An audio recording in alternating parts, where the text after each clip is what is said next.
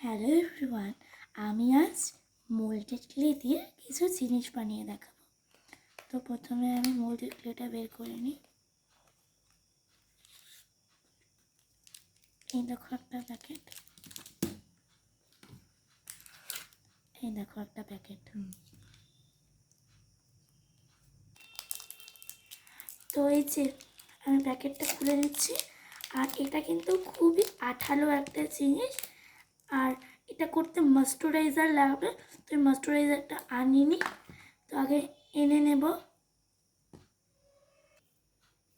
তো আমি প্রথমে যে ময়েশ্চারাইজারটা আমি জানি না কেমন করে করতে হয়, সো ফার্স্ট টাইম ট্রাই করছি। তো এই দেখো আমি এটাকে ভালো করে করে নিই, মিশিয়ে নিই। এটা নিয়ে নিয়েছি। তো এখন আমি এটাকে এমন করে নিব, দলা করে নেব। যে জিনিসটা যে বানাবো ওটা তো বানাতে গেলে দলা করে একটু ভেঙে নিতে হবে। তো এই যে প্রথমে একটা আমি থালা বানাবো যেহেতু, তো এই যে থালার জন্য এটা নিয়ে নিচ্ছি। ভালো করে আগে হাতে এমন করে নিয়ে নিচ্ছি। তো একটা থালা বানানোর জন্য আমি একটা মুখা নিয়ে নিয়েছি। সো প্রথমে আমি এটাকে বেলতে হবে। বেলার জন্য তো আমার হাতের সামনে কিছু পাচ্ছি না, তাই আমার পেন্সিল বক্স থেকে একটা এরকম রোল পেন নিয়ে নিচ্ছি। এই পেনটা দিয়ে করে নেব।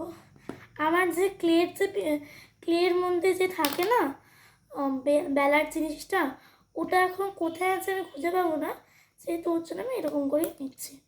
তোমরা ওটা ক্লের ওটা দিয়ে বানিয়ে নিও। এবার আমি এটা দিয়ে শেপটাকে ভালো করে কাট করে নেব। দেখো এই দেখো আমি কিন্তু সুন্দর করে এটা করে নিয়েছি। এবার এই সাইডগুলো যেহেতু বেশি উঁচু হয়ে গেছে, এবার এটাকে কেটে নেব। আর এই যে এখানে যে লেগে গেছে এটুকুও ফেলবো না, অনেক ভালো জিনিস এটা। হ্যালো এভরিওয়ান, আমার কিন্তু এখন দেখতে পাচ্ছ থালাও রেডি, বাটিও রেডি। বাটিটা আমি কেমন করে বানিয়েছি, একটা মোল্ডেড দিয়ে গোল করে নিয়ে তারপর ওটার মধ্যে একটা এই আঙ্গুলটা দিয়ে শেপ দিয়ে নিচ্ছে।